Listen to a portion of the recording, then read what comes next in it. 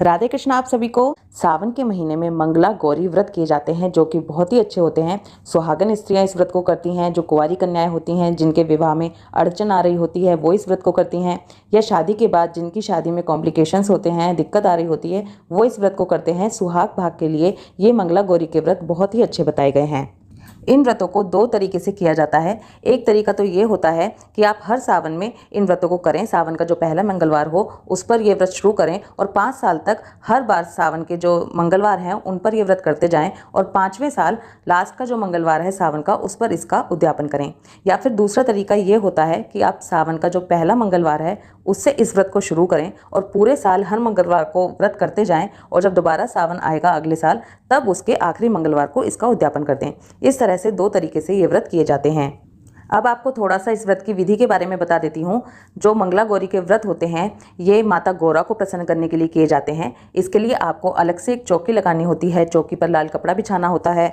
इसमें कलश स्थापना की जाती है। आप एक चावल की ढेरी बनाकर उसके ऊपर कलश की स्थापना करें, उसके ऊपर नारियल रखें, साथ में शिव परिवार की तस्वीर जो आपके पास हो उसे लगाएं। गणेश जी, भोले बाबा, माता गौरा ये सब होने चाहिए। आप चाहें तो मिट्टी से गणेश जी, भोले बाबा और माता गौरा बनाकर उनकी भी पूजा कर सकते हैं। जो आपको सुविधा हो आप उस तरह से कर सकते हैं। इसके बाद आपको विधिवत तरीके से कलश की और शिव परिवार की बारी बारी से पूजा करनी है। गणेश भगवान को जनेऊ, टीका, रोली, मोली, चावल ये सब अर्पित करेंगे। कलश की भी ऐसे ही पूजा करेंगे और ऐसे ही भोले बाबा की पूजा करेंगे। याद रखें कि भोले बाबा को चंदन लगाया जाता है, रोली नहीं लगाई जाती है। इसके बाद आप माता गौरा की पूजा करें। माता गौरा की पूजा में मंगला गौरी के जो व्रत होते हैं इनमें 16 चीज़ों का बहुत अधिक महत्व बताया गया है। तो आपको 16 चीज़ें जुटानी होती हैं, वो आपको लगानी है। 16 चावल के दाने, 16 गेहूं के दाने, हरी मूंग होती है उसके 16 दाने, 16 श्रृंगार की चीज़ें, 16 तरह के फूल। आप एक ही तरह के फूल ले सकते हैं, वो भी आपको 16 चढ़ाने हैं, या अलग अलग तरह के 16 फूल भी चढ़ा सकते हैं। 16 तरह के पत्ते चढ़ाने होते हैं, कोई भी पत्ते हों। कहा जाता है जब माता गौरा ने शिव जी को प्रसन्न करने के लिए व्रत किया था तो वो वन में थी और वो जो भी वहाँ पर वन में उन्हें पत्ते उपलब्ध होते थे उसी से भगवान शिव की पूजा करती थीं। तो इसी तरह से 16 तरह के पत्ते माता गौरा को अर्पित किए जाते हैं, 16 तरह के फूल अर्पित किए जाते हैं। माता को जो आप मीठा भोग लगा रहे हैं, आप हलवा बना रहे हैं, खीर बना रहे हैं, लड्डू ले रहे हैं, बताशे ले रहे हैं, जो भी चीज़ आप ले रहे हैं वो भी 16 की गिनती में होने चाहिए। अगर आप खीर ले रहे हैं तो वो 16 चम्मच होनी चाहिए, हलवा 16 चम्मच होना चाहिए। जो भी आप भोग लगा रहे हैं वो भी 16 की संख्या में होने चाहिए। इसके बाद आपको आटे से बना हुआ 16 दीपक तैयार करने होते हैं। 16 दीपक आपको लेने हैं और उनमें बत्ती लगाकर वो आपको जलाने होते हैं। आप चाहें तो इस तरह से भी कर सकते हैं कि आप चौमुखा एक आटे का दीपक बना लें और उसमें 16 बत्तियां लगा दें, 4-4 की करके। इस तरह से भी 16 बत्तियों का दीपक जलाया जा सकता है। इसके बाद हाथ में फूल और अक्षत लेके मंगला गौरी की व्रत कथा सुनी जाती है। कहानी सुनने के बाद आरती अवश्य करें।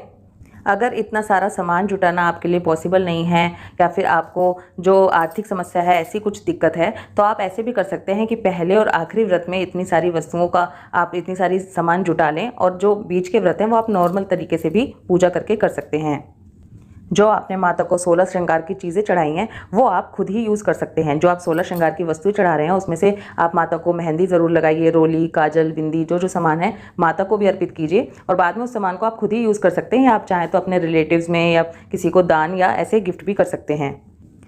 इसके बाद ये बताती हूँ कि मंगला गौरी के व्रत में आपको क्या खाना होता है।